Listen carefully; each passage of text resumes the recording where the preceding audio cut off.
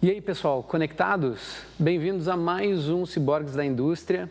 Estamos dando seguimento aqui à nossa segunda temporada e hoje a gente vai ter um convidado muito especial, aí, um parceiro de longa data aí, nosso, que é o Pedro Bittencourt.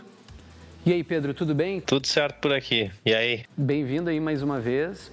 A nossa conversa de hoje aqui é para a gente adentrar um pouco mais em processos de planejamento de demanda. Mas antes da gente adentrar nesse assunto, queria que você contasse um pouquinho mais da sua história profissional e basicamente como você foi chegar aí em Portugal, que é onde você está agora. Então, assim como tu, né, Marcel? Eu sou engenheiro industrial de formação aí pela Universidade Federal do Rio Grande do Sul.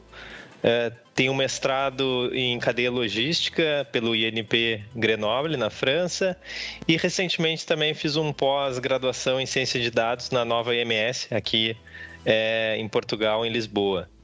A minha primeira experiência profissional já foi logo em consultoria. Eu trabalhei em empresa júnior, no chão de fábrica, gostei muito de trabalhar nesse ambiente de consultoria, em projetos, verificar os impactos em diferentes clientes. E antes da ANEEL, ainda eu também trabalhei em outras empresas, né? Também tive a oportunidade de trabalhar na Airbus, na parte de gestão da cadeia logística, mais especificamente da parte de gestão de estoques. Trabalhei também na Ambev, na parte de gestão de produtos e também na área comercial da Ambev. E, enfim, até finalmente chegar aí na ANEEL, que eu já trabalho há mais de 5 anos, 6 anos precisamente, onde, enfim, trouxe todo o meu know-how e aprendi diferentes competências, tanto na parte consultiva, quanto na parte de operações e supply chain. Então, hoje eu trabalho na ANEEL e aqui em Portugal, nós abrimos operações aqui em Portugal e em Lisboa e atualmente estamos aqui juntos aí nessa empreitada. E já faz quanto tempo, conta para o pessoal aí que não conhece, quando foi que iniciou a iniciativa da New Europe, né? Quando que ela foi criada e qual que é o escopo de atuação atual aí no velho continente? A New Europe é uma extensão aí da ANEEL do Brasil, né? Nós trabalhamos aí em conjunto e nós abrimos aqui no ano de 2020. Em março de 2020, aqui em Portugal, foi uma semana antes que abrimos a empresa, antes de ter o lockdown aqui em Portugal, o primeiro lockdown. Então, foi uma situação bem interessante abrir a empresa logo antes do lockdown. E, a partir daí, a gente começou enfim, atrás de clientes, fizemos parcerias com a Siemens, né? Aqui Siemens no Brasil é Siemens, e onde a gente identificou uma oportunidade aqui no mercado português de trazer essa expertise no Siemens Opcenter APS e também no know-how de consultoria em operações e supply chain que nós temos aí no Brasil.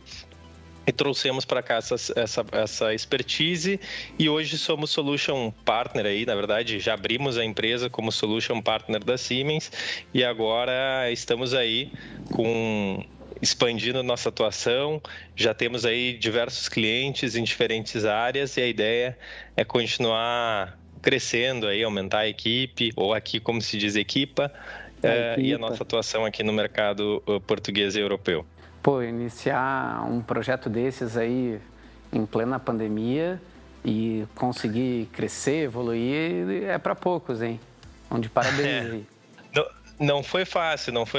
Foi realmente no início, a gente, claro, aproveitou a pandemia, enfim, a gente viu isso como uma forma de a gente atuar na produção de conteúdos e materiais e ir atrás dos primeiros clientes, né, e de fazer as parcerias necessárias para depois, assim, ter uma base, né, para a gente poder atuar no mercado e fechar o nosso primeiro projeto, que ainda foi no ano de 2020, e depois seguir expandindo a empresa, que agora no ano de 2021 foi muito boa. Fechamos diversos projetos com diferentes nomes em diferentes indústrias, que também acabou sendo muito interessante isso, trabalhar com diferentes empresas, né, até porque as soluções que a gente promove é possível entrar aí em empresas de diferentes setores, desde ETO até MTOS, né? ETO, Engineering to Order, até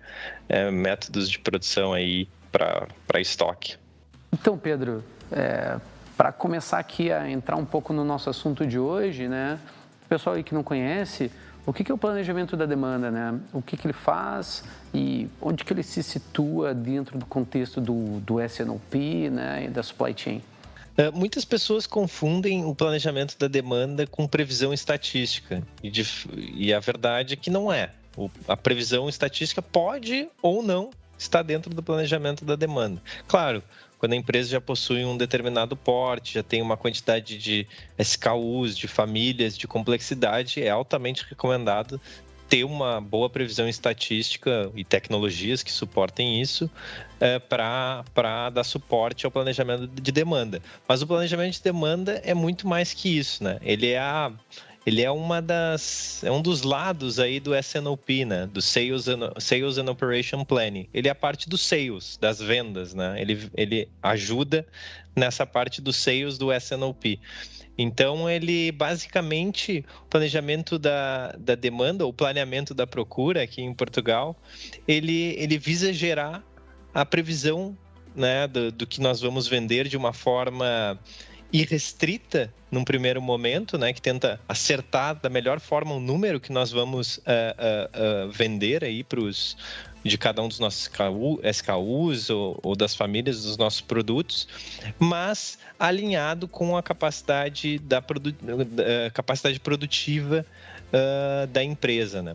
O planejamento da demanda ele envolve vários pontos, né? Que não só, como eu disse, não somente a previsão estatística, mas envolve também questões de agrupamento das famílias, agrupamento dos níveis dos números, né? Então, se eu vou agrupar os meus números por família ou mesmo deixar por SKU, envolve questões de analisar com outras áreas o horizonte de planejamento, né? Então, pode ser um planejamento de curto prazo, como é o caso em algumas áreas. Por exemplo, quem está fazendo o sequenciamento, a programação da fábrica, olha por dia, por horas, por semana. E, por exemplo, a parte de supply olha por meses na frente, né? Quando tem alguns itens de matéria-prima com um lead time muito alto. Então, o planejamento da demanda envolve essa questão de analisar também agrupamento, horizonte de planejamento, de forma a contribuir com as diferentes áreas do negócio para garantir aí que o plano financeiro seja cumprido da empresa. E basicamente, complementando assim o que você falou, tanto o horizonte quanto a granularidade de cada processo dentro, né, desse planejamento, de cada área, pode ser diferente, né? Então, uma equipe de vendas pode estar interessada em dizer quanto que ela vai vender de uma determinada família de produtos, mas a gente sabe que na prática o que eu preciso comprar de material importado que demora 4 meses para chegar, eu preciso comprar de repente já especificamente um material necessário para aquele SKU, para aquele produto específico, né? Então, justamente fazer essa tradução, né, essas linguagens aí que você falou, é um desafio tanto, né? Sem dúvida, esse é um dos maiores desafios, eu diria, aí do planejamento da demanda, que é essa linguagem, né? Promover uma linguagem ou promover uma mesma linguagem ou conseguir rapidamente adaptar a um formato, uma linguagem de um formato que é utilizado numa área para um outro formato, para uma outra área. Isso é muito importante, porque senão a gente pode ter aí grandes rupturas na nossa empresa e falta de material em determinado momento, e isso faz com que a gente não consiga atender os nossos clientes no momento certo. Então, realmente é algo que impacta muito, né? Então, até falando um pouco ali da previsão também estatística, né, que a gente comentou, a previsão estatística ela pode também ajudar nisso a fornecer um número inicial, um número que dê suporte um número que dê suporte a outras áreas afinarem esse valor, né? De analisar cada uma das matérias-primas, dos SKUs nos seus momentos certos. Basicamente, onde que entra a tecnologia dentro desse processo como um todo? A tecnologia, ela entra em diferentes etapas do processo de planejamento. Quando a gente fala em planejamento da demanda, ela ajuda muito, sim, na parte de previsão estatística, né? Porque quando a gente fala de verificar o quanto nós vamos vender de um determinado produto, é necessário partir de algum lugar. Muitas vezes nós partimos da área comercial, que ela conhece bem os clientes e os SKUs. Por outras vezes, nós partimos do histórico e verificamos o que nós vendemos no último ano, nesse mesmo mês, ou fazemos, por exemplo, uma média dos últimos 3 meses, e de forma, às vezes, muito manual, muito empírica, que está relacionado muito com algumas pessoas. A tecnologia, ela vem para ajudar nesse número, né? Em prever melhor esse número. Não partir de alguma pessoa porque acha que vai ser vendido aquilo, mas partir de uma análise estatística com robustez de probabilidade, né? Então, se eu sempre vendi 10, é muito improvável.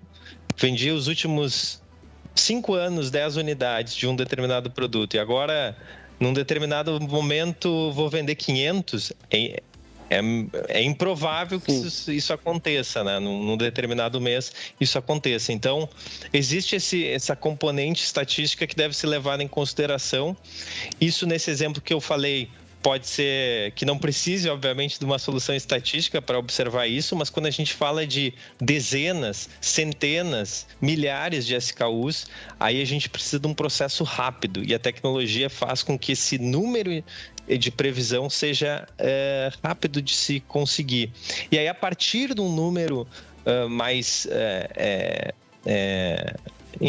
fino, mais com cálculo já afinado, aí que a gente pode refinar, melhorar, ajustar essa informação.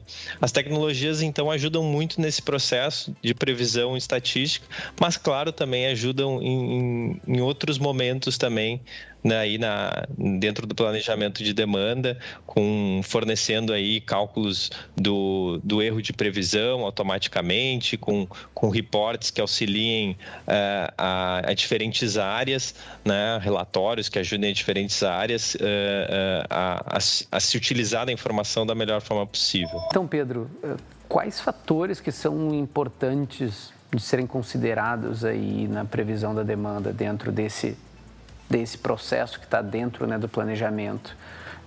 Que fatores aí que normalmente são críticos? Há diversos fatores aí que nós devemos considerar numa boa previsão de demanda, né? O histórico é um ponto bastante importante, né? Considerar aí o histórico que nós temos dos diferentes SKUs. Também temos que considerar, por exemplo, alguma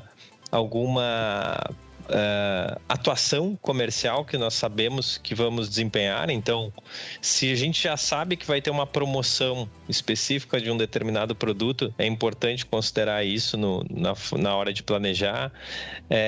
Também questões voltadas a preço, todas as questões que podem voltar a preço ou promoção, são fatores importantes do planejamento da demanda. Quando a gente fala também de histórico, o histórico em si, quando a gente observa ele, a gente tem que observar fatores de tendência e sazonalidade para poder se planejar bem o primeiro número.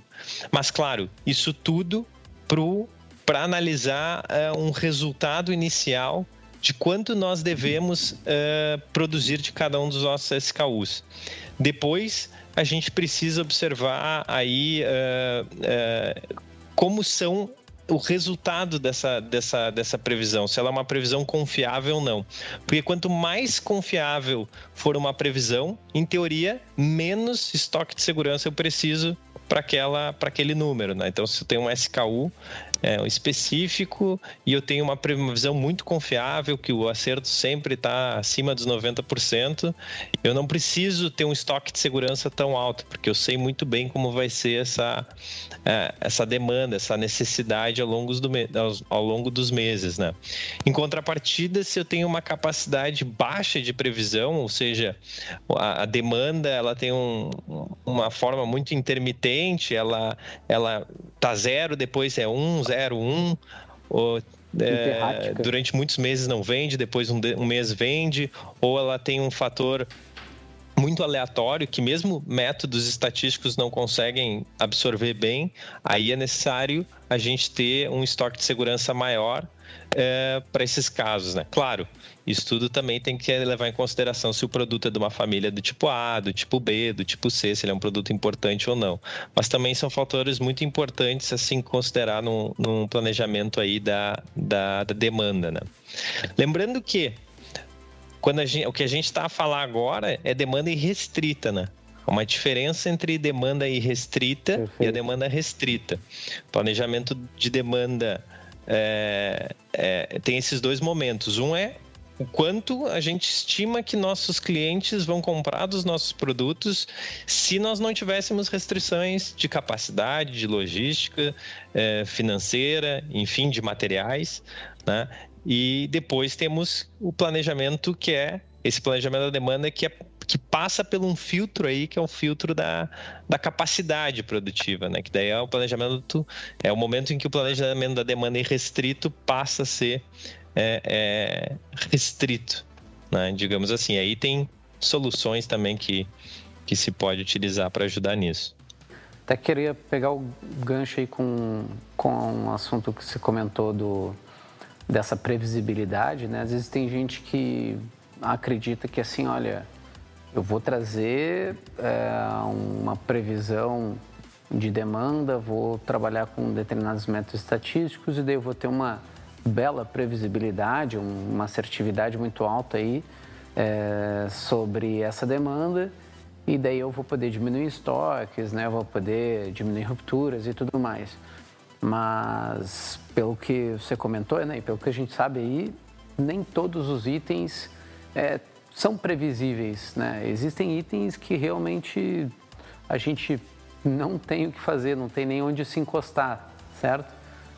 Tem itens que só com uma bola de cristal a gente consegue verificar o quanto vai ter de demanda, né? Vai ter de procura de um determinado item. O que a gente até chama aqui de forecastability, a capacidade de se prever esse item, quando a gente fala em soluções de previsão da demanda. Nesses casos, tem que se ter muito cuidado com esses itens, principalmente quando eles são itens que impactam no seu negócio, né? No negócio dos clientes. Porque porque eu não consigo prever o item que eu não vou fazer nada? Não, existem formas aí de se tratar e de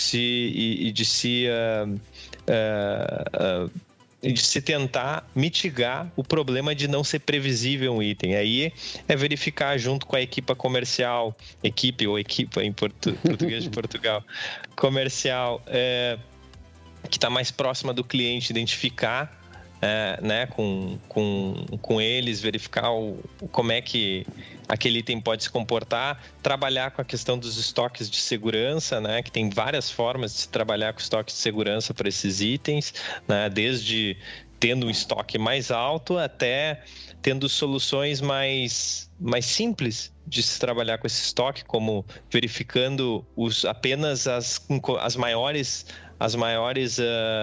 encomendas desse cliente, desse determinado produto. Então, se for, pega a primeira ou a segunda maior encomenda e trabalha como esse número sendo o que deve ter de estoque. Também é uma solução elegante de se trabalhar com itens não previsíveis, né? Tem que saber o impacto que cada um desses itens teria, né, dentro da nossa operação para montar uma abordagem adequada, né? se o item também não tem tanto impacto, é uma decisão, não é uma decisão ruim se alguns itens aí que não são impactantes para o nosso negócio não tem estoque de segurança, e se tiver rupturas, não há tanto problema assim, faz parte do jogo, né? Se não não é possível prever e o custo de ter estoque daquele determinado item é muito alto, a gente aceita a ruptura. Claro, não é o ideal, mas eventualmente não tem muito como fugir disso, né? Existe uma certa previsibilidade das coisas e tem algumas que não são possíveis de prever, né? A gente só pode mitigar isso e tentar trabalhar com alternativas para que isso não aconteça ou que os impactos sejam pequenos. Muitas vezes você pode regular o lead time, né, a expectativa aí do cliente. É só saber o quanto que ele está disposto a esperar, né? Você esperaria lá 2 meses a mais para botar o teto do seu carro de uma cor diferente ou não, né? Por isso que aí voltando ao nosso processo de planejamento da demanda, um bom planejamento da demanda identifica quais são os itens críticos, né, os quais que não são, identifica o que é previsível, o que não é tão previsível, identifica ações para que os itens não previsíveis, como é que a gente consegue fazer com que eles se tornem mais previsíveis, o que a gente tem que fazer dentro da nossa equipe comercial, junto com a equipe de vendas, junto com a ferramenta de previsão, né? O que tem que ser feito para ser ajustado para que isso melhore, também na política, a parte de política de estoques, como comentamos, mas claro, primeiro a gente tem que ter visibilidade disso, e para ter visibilidade disso, controle disso, é necessário aí ter indicadores de performance do erro, né? Do erro da previsão, para poder se controlar, verificar o que é importante e agir sobre isso. Um bom processo, um bom planejamento da demanda ou planeamento da procura, ele tem que envolver essas coisas todas, né?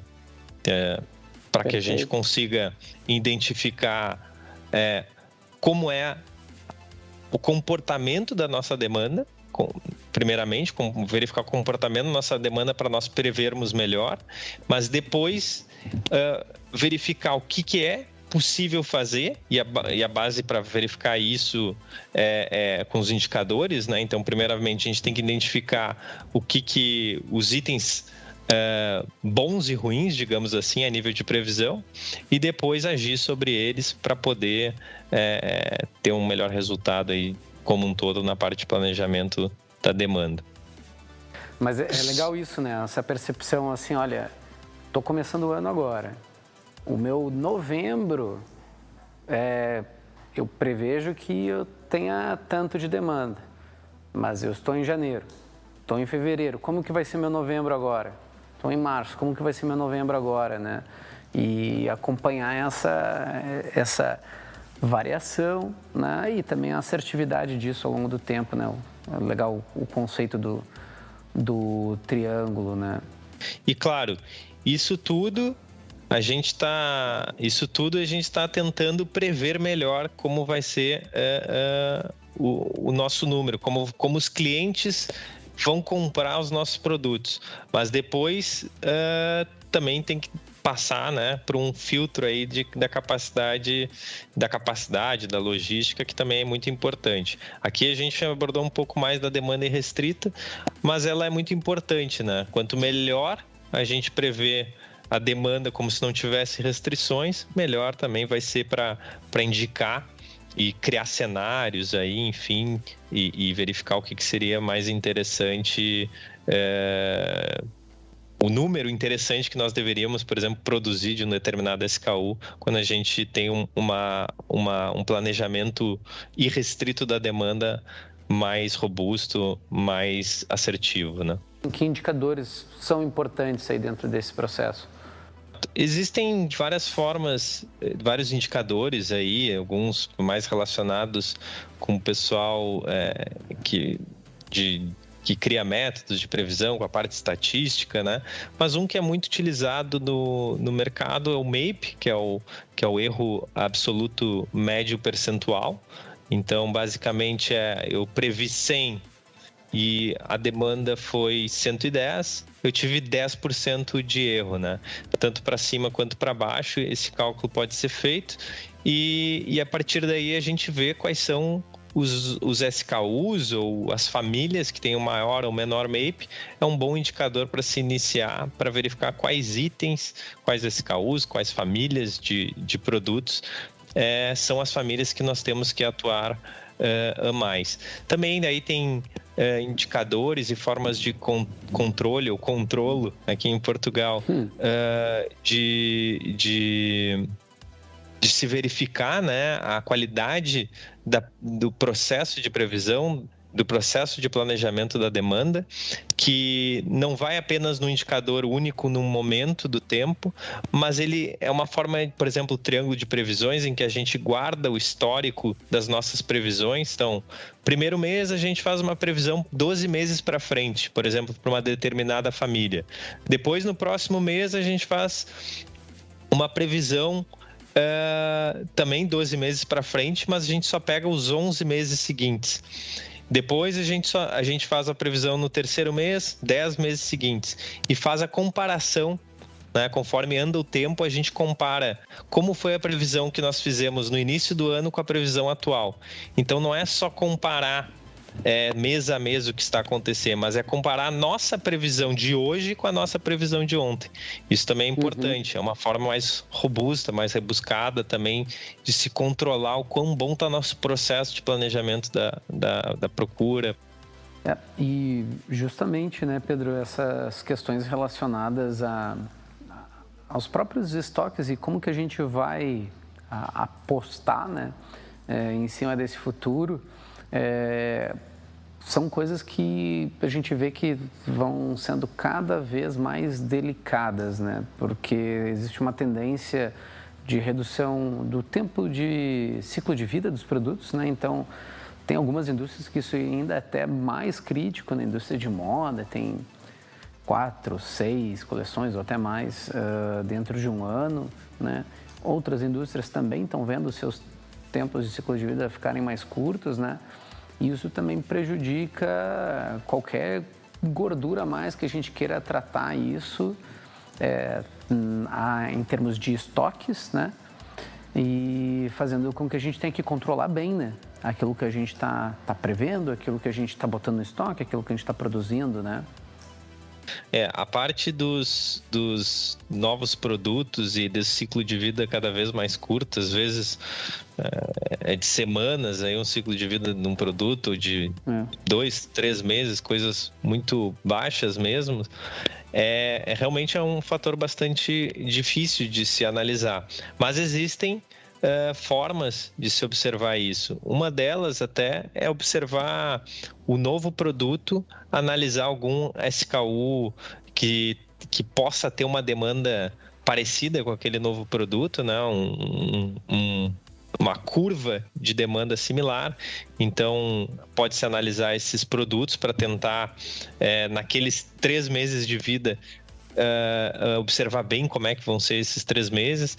Aí, claro, a informação a cada semana ali, a cada dia, às vezes, que vem nova, é muito importante, porque como a gente tem pouco tempo para fazer uma previsão, uma boa previsão, cada nova informação sobre o produto é muito importante. Então, por exemplo, se a venda na semana foi X, depois na segunda semana foi Y, toda essa informação nova ela é importante porque a gente consegue identificar dentro da nossa gama de produtos, não só as que estão em operação agora, mas que estiveram, verificar o que é parecido ali dentro e tentar absorver alguma curva de demanda.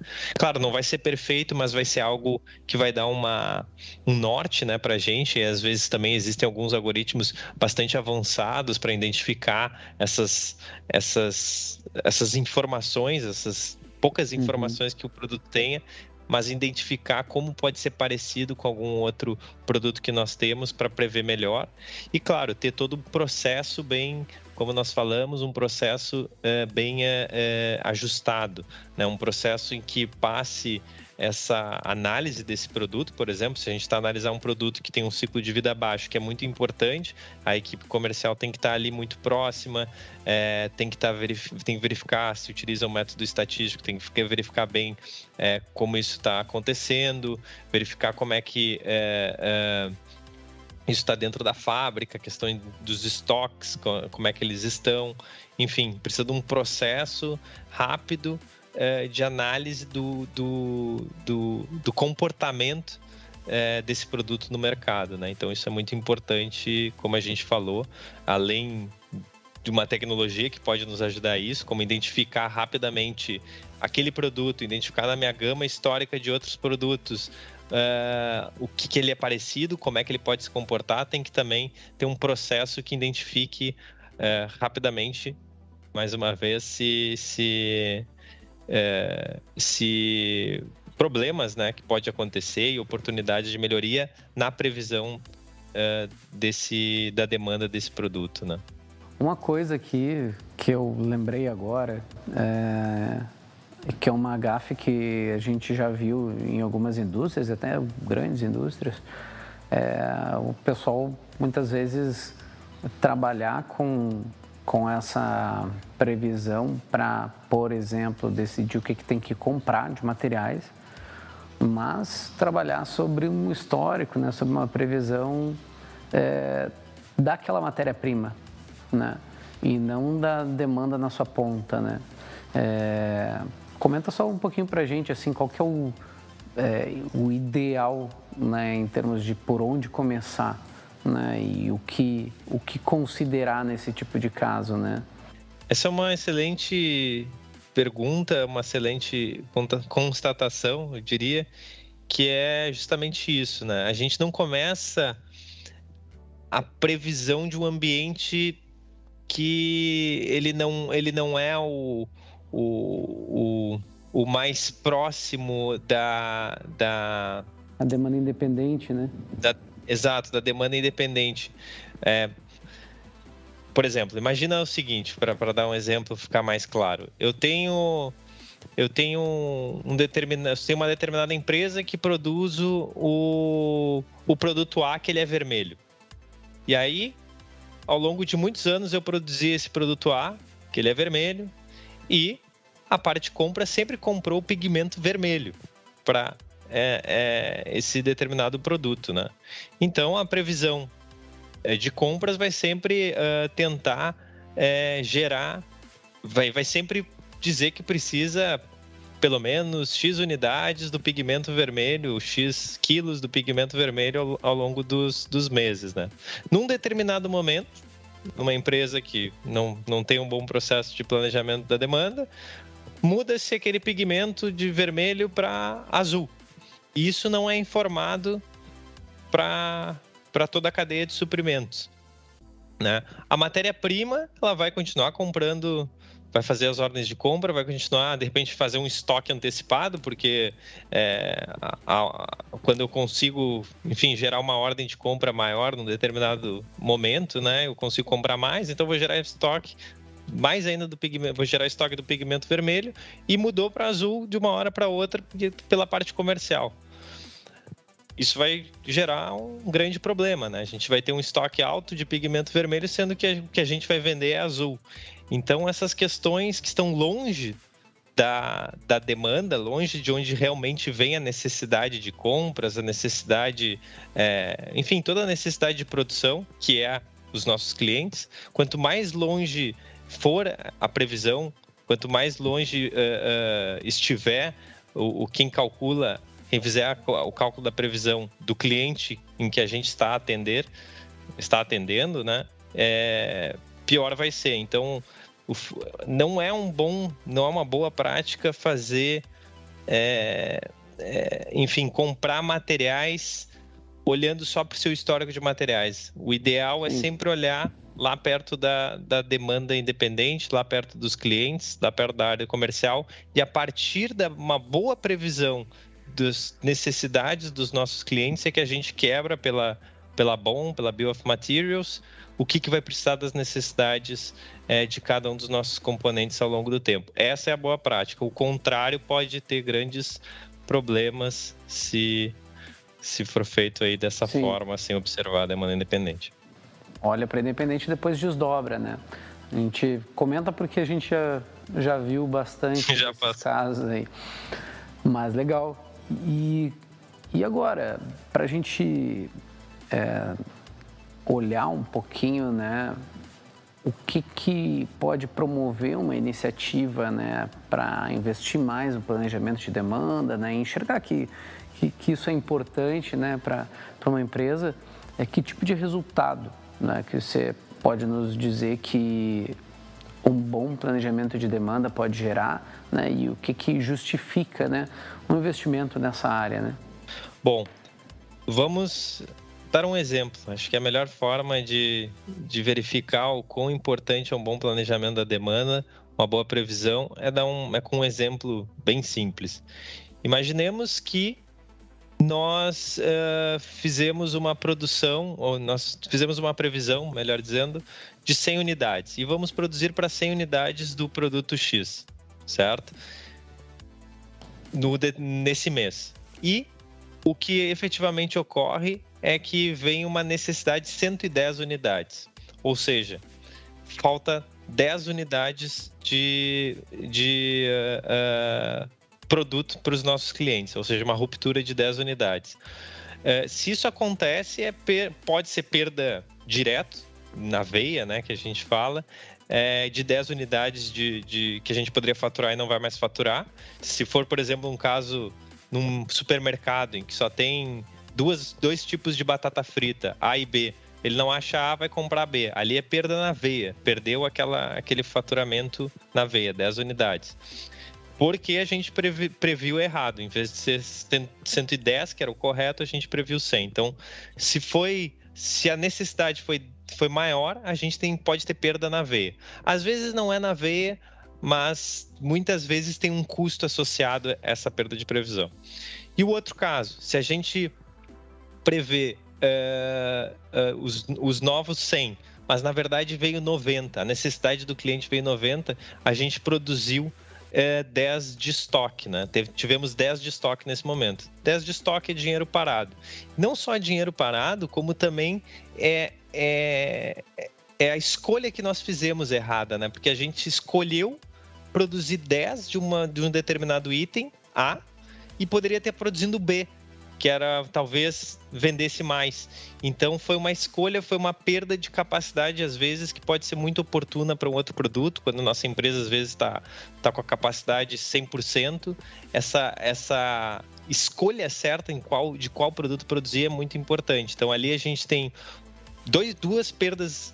Então, nesse processo todo, a gente tem duas perdas importantes, né? A ruptura e a quantidade de estoques. E uma também que é o custo de oportunidade, digamos assim, de produzir um produto que poderia ter uma venda melhor do que o outro. Então, nesse é um terceiro custo que nós temos aí com uma previsão deficitária. E quanto pior esse número, maiores são esses custos, maiores são os problemas, menores são as oportunidades de se lucrar mais, de ter uma maior receita.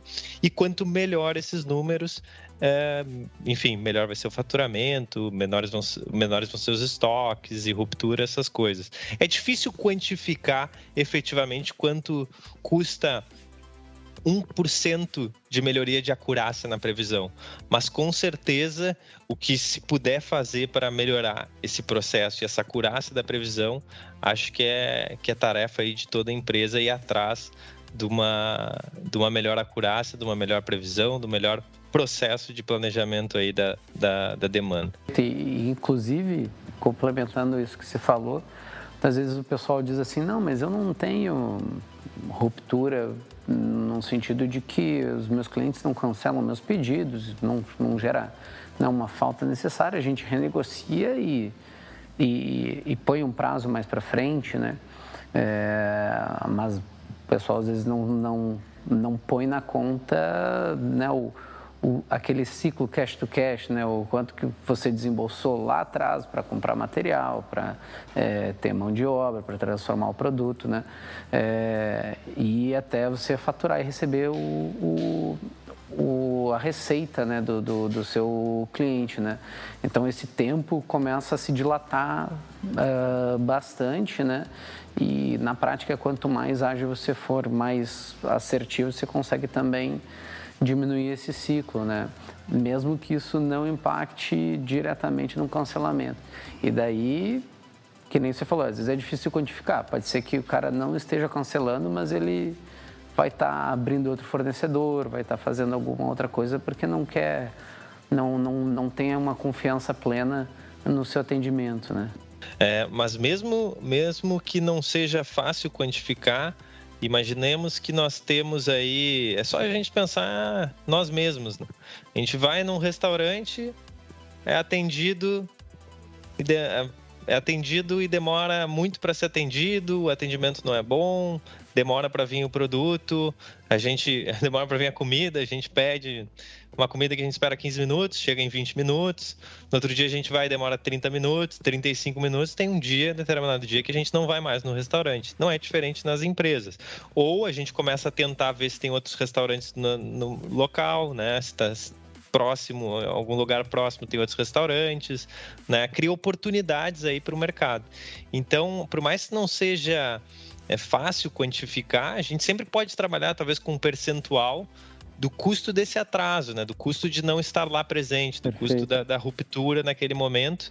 E se for botar isso no papel, perder um grande cliente, ou que seja, vários pequenos clientes, ou deixar uma concorrência crescer por causa da nossa incompetência, talvez a palavra pode ser um pouco forte, mas não deixa de ser incompetência de atender aos nossos clientes no prazo, isso é bastante crítico para o nosso negócio, né? Então, temos que pensar como a gente fosse sempre num restaurante e se a gente é seguidamente atendido aí com atrasos aí para entregar a nossa comida no tempo certo, né? Então, não é muito diferente disso, né? Uma hora, isso não vai continuar, né? Uma hora o cliente não vai mais aceitar. Pedro, muito obrigado aí pelo papo. Eu acho que foi bem esclarecedor aí para entender um pouco mais do planejamento de demanda. A gente teve um papo com o Diego também no nosso último episódio falando sobre a Sinop como um todo, MPS, e é legal ver como esse enfoque dentro do planejamento de demanda é importante. Falamos um pouco de previsão, né, da demanda e queria agradecer imensamente aí a participação, desejar também muito sucesso aí a New Europe, a todo mundo aí que está tocando o negócio aí em Portugal. Agradecer em especial a tua participação aí e espero que a gente possa fazer novos episódios aí em breve. Com certeza, Marcel. Eu que agradeço aí o convite e a parceria aí. E te espero aqui em Lisboa aí com um pastel de nata aí quando me visitares. E estou muito contente aí de participar e pode contar comigo aí para outras participações. Um grande abraço, muito obrigado. Muito obrigado, Pedro. Valeu, pessoal. Vocês que curtiram aí o vídeo, deixem um like aí no vídeo. Você que está nos ouvindo no podcast, no Spotify, pode favoritar o nosso canal aí, porque vão ter novos episódios e fiquem conectados que voltaremos em breve.